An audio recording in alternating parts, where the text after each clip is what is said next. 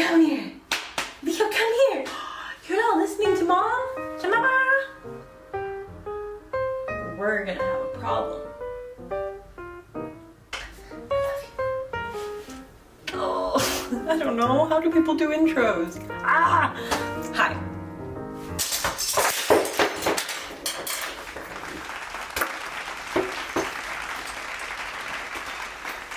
I have been wanting to make this video for quite a while. I've been wanting to make it for maybe a year, maybe even 2. Just a video. But I haven't felt like I was in the right place to talk about it. Because I don't want to trigger anyone and I don't want to hurt anyone. The whole point of this is to help.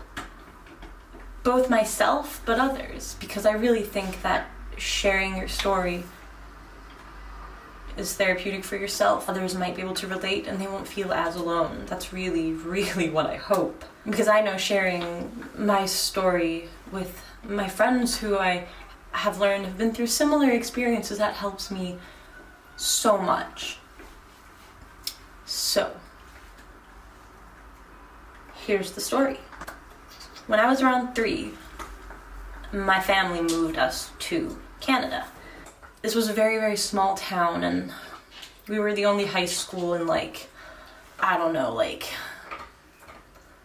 just very, very small, out in the middle of nowhere in the mountains.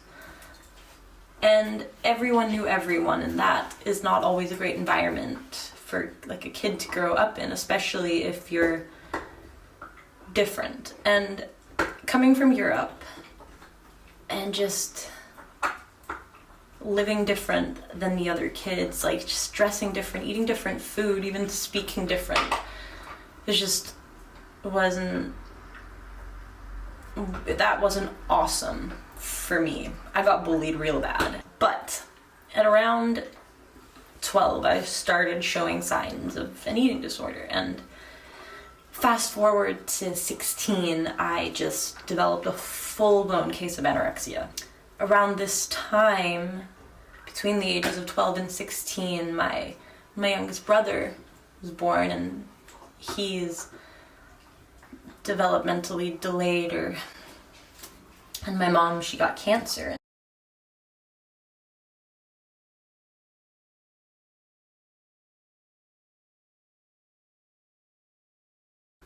And I just fell apart and just stopped eating.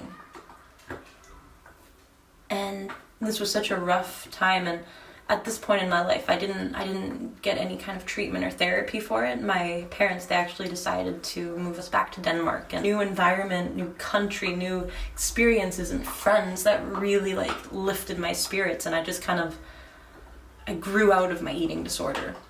Or so I thought. I mean, I can see now looking back at it that my anorexia just morphed into orthorexia, where I had to work out and everything I ate had to be so healthy. Fast forward, we're doing so much fast forwarding to my 20s. My 20s, which I'm still in, I'm turning 26 in a week.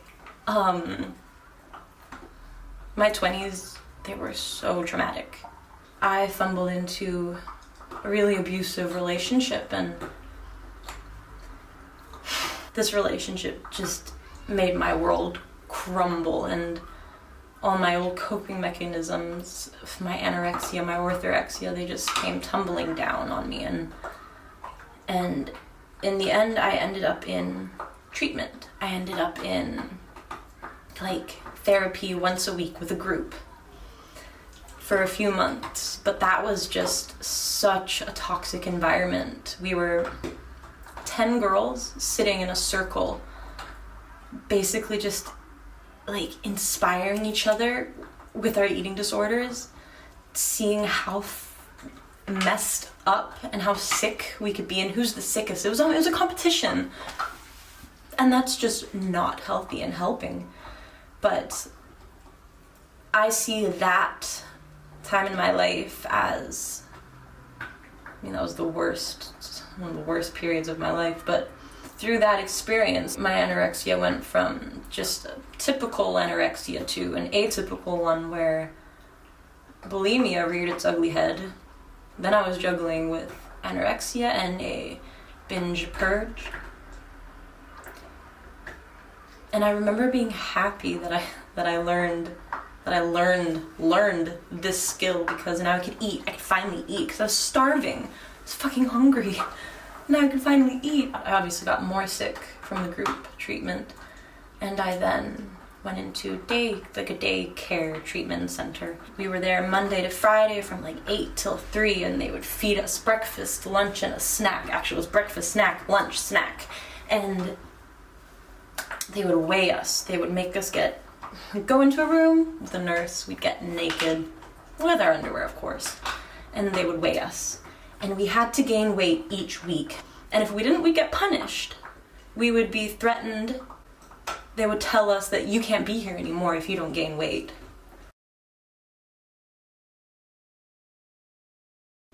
I just continued to lose weight, and I continued to get more sick. So I ended up in full-time treatment.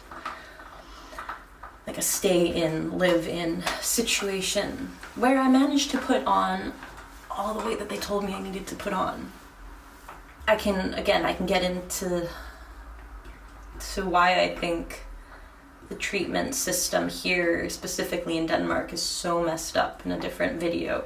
But after that I got out, and they continued me in the day treatment center right up until Corona hit. So like beginning of 2020, they told me, okay, we can't have this many patients because of COVID, so we're gonna let you go because you have been here for an okay long amount and we think you're stable enough.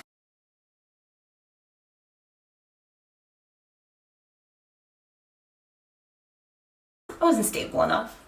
So I started flailing, and I lost all the weight I had gained, and all my confidence that I had gained. And at this point, I had met my now boyfriend, still boyfriend, and we had just moved in together. He knew I had an eating disorder, because I'm very open about it, but he got to see it like every day, 24/7, for about like up until Christmas, where I was just like, I can't do this anymore to myself, to my family, and to him. It's not fair. I'm wasting my life away. So, Christmas 2020, like Christmas Day, like the 24th, which is where we celebrate like Christmas in Denmark. I was like, cold turkey, no more restriction, no more binge purge, and for about 3 months everything was really, really great. And then I kind of started like yo-yoing again, and things kind of started to turn to shit again. But ever since then that's kind of how it's been going. I'm at a point now where I finally feel like I can film this without worrying that I'm gonna just be a big trigger for everyone. I feel great in my body. Sometimes I hate it, sometimes I feel horrible. But I feel stable, I feel confident most of the time. Not always, let's be honest. I still have so many issues and things I need to work through, and food fears and just life fears, like just fearing life, honestly. But I think I can work through that on here now without triggering anyone.